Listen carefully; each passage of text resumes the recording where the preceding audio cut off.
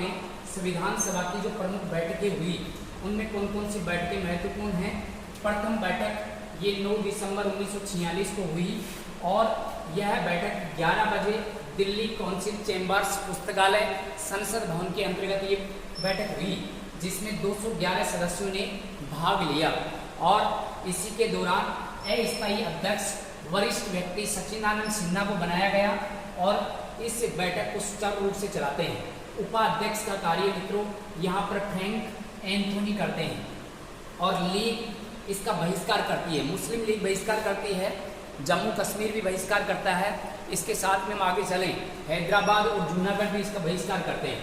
इसी कड़ी में हम आगे चलें तो मित्रों आगे दूसरी जो बैठक होती है वो 11 दिसंबर 1946 को होती है। दूसरी बैठक कब हुई? दूसरी बैठक 11 दिसंबर 1946 को होती है और इस बैठक का जो स्थायी अध्यक्ष बनाया जाता है वो डॉक्टर राजेंद्र प्रसाद को बनाया जाता है। अध्यक्ष बने डॉक्टर राजेंद्र प्रसाद और उपाध्यक्ष इसके बनते हैं HC मुखर्जी और सलाहकार इस बैठक में सलाहकार बनते हैं BN राव, बेनीगल नरसिम्हा राव इस बैठक के सलाहकार बनते हैं। इसी कड़ी में हम आगे बढ़ते हैं तो मित्रों आगे बढ़े तो यहाँ पर तीसरी बैठक और ये महत्वपूर्ण बैठक के अंतर्गत आती है। तीसरी बैठक हम 3 को ऐसे लिखते हैं और 13 में भी ऐसे लिखा हुआ है। 13 दिसंबर हो गई 1946 की बात है और मित्रों उद्देशिका को लिखें तो वहां पर भी हम 3 ऐसे याद रख सकते हैं। उद्देशिका में भी 3 आ रहा है, इसको हम ऐसे याद रख सकते हैं, ये लॉजिक है।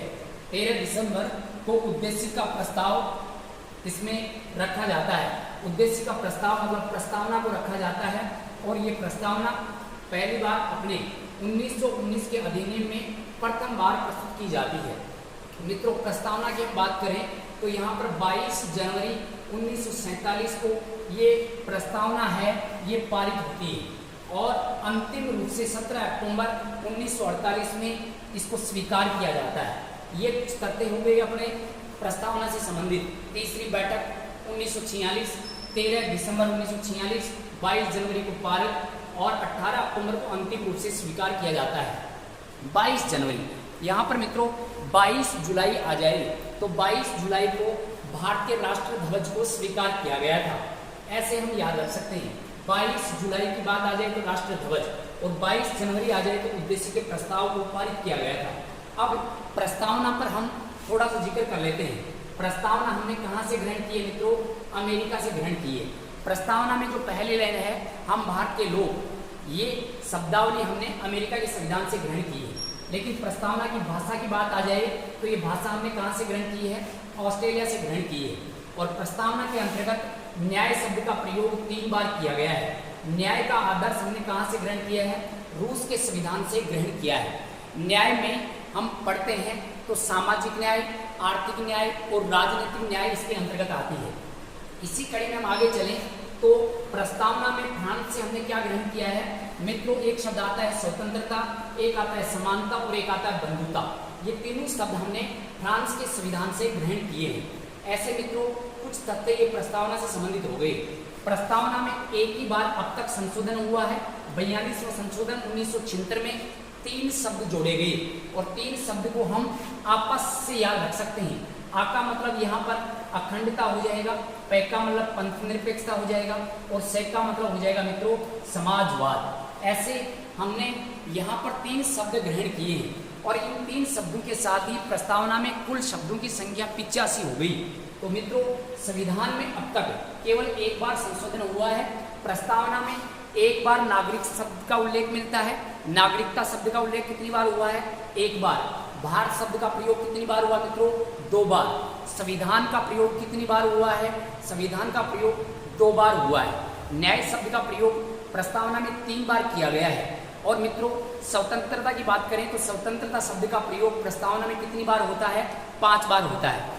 5 प्रकार की स्वतंत्रताएं हमें प्रस्तावना में देखने को मिल सकती हैं। यहाँ पर विचार की स्वतंत्रता, अभिव्यक्ति की स्वतंत्रता, विश्वास की स्वतंत्रता और धर्म की स्वतंत्रता और उपासना की स्वतंत्रता। ऐसे हम जब प्रस्तावना को पढ़ेंगे तो वहाँ पर हम इनको डिटेल से पढ़ेंगे। ऐसे हम आगे चलते हैं मित्रों तो यहाँ पर इसी कड़ी में आगे हम चलें तो यहाँ पर 30वीं बैठक कंप्लीट हो गई और इसी बैठक के अंतर्गत हम आगे चलें तो 11वीं बैठक महत्वपूर्ण बैठक के अंतर्गत मानी जाती है। और यह अपन बात करें तो यहाँ पर 11वीं बैठक ये कब हुई? ये 26 नवंबर 1949 को होती है। माघ शीर्ष शुक्ल सप्तमी संवत 2006, विक्रम संवत कौन सी आ गई? 2006 को संविधान को क्या किया जाता है? स्वीकार किया जाता है, अंगीकार किया जाता है, अनुमोदित किया जाता है। ये भी कई बार पूछा जाता है। और 284 सदस्यों ने हस्ताक्षर किए। मित्रों यहाँ पर हम बात करें तो 324 सदस्य शेष रहते हैं। 324 सदस्यों में से 284 सदस्य क्या करते हैं? हस्ताक्षर करते हैं। इनमें हस्ताक्षर करने वाले पहले व्यक्ति कौन हो गए? जवाहरलाल नेहरू। और अंतिम व्यक्ति कौन होते हैं? डॉक्टर राजेंद्र प्रसाद होते हैं। इनमें 16 अनुच्छेद नागरिकता से संबंधित लागू हो जाते हैं। इसी कड़ी में हम आगे चलें तो इसमें 12वीं बैठक होती है जो एक तरह से औपचारिक बैठक मानी जाती है। मित्रों ऐसे ही लास्ट मीटिंग कर ली गई औपचारिक रूप से। ये मीटिंग होती है 24 जनवरी 1950 को। और इस 24 जनवरी को अपना राष्ट्रगान और राष्ट्रगीत स्वीकार किए जाते हैं। राष्ट्रगान और राष्ट्रगीत। राष्ट्रगान की हम बात करें तो यहाँ पर मित्रों राष्ट्रगान हमने यहाँ पर रविंद्रनाथ टैगोर की पुस्तक है गीतांजलि, उससे हमने राष्ट्रगान ग्रहण किया है। और ये राष्ट्रगान पहली बार 1911 में कलकत्ता अधिवेशन में गाया गया था। तो मित्रों अधिवेशन को भी हम याद रख सकते हैं। राष्ट्रगीत की बात करें तो राष्ट्रगीत वंदे मातरम, ये अपना राष्ट्रगीत है। और ये मित्र इसको स्रोत जो माना जाता है वो बंकिम चंद्र चटर्जी की पुस्तक आनंद मठ से हमने राष्ट्रगीत ग्रहण किया है। और ये जो राष्ट्रगीत है पहली बार 1896 कोलकाता अधिवेशन में गाया गया था। इन दोनों को स्वीकार किया जाता है मित्रों 24 जनवरी 1950 को। अब जनवरी से संबंधित कुछ तथ्य हम याद रख सकते हैं। 24 जनवरी के बाद में आगे आता है 25 जनवरी।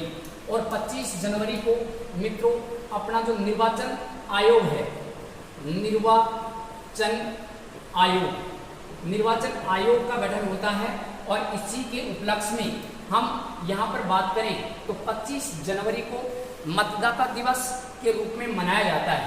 हर वर्ष 25 जनवरी को क्या मनाया जाता है? मतदाता दिवस के रूप में मनाया जाता है। इसी 25 जनवरी से आगे हम याद करें तो 26 जनवरी और 26 जनवरी को 1950 को अपना संविधान मित्रों क्या होता है? लागू हो जाता है। इसके ठीक 2 दिन बाद में 28 जनवरी का दिन आता है। और 28 जनवरी 1950 को भारत में पहली बार सर्वोच्च न्यायालय की स्थापना होती है। और सर्वोच्च न्यायालय का जो पहला न्यायाधीश बनाया जाता है वो हीरालाल जेकानिया को बनाया जाता है।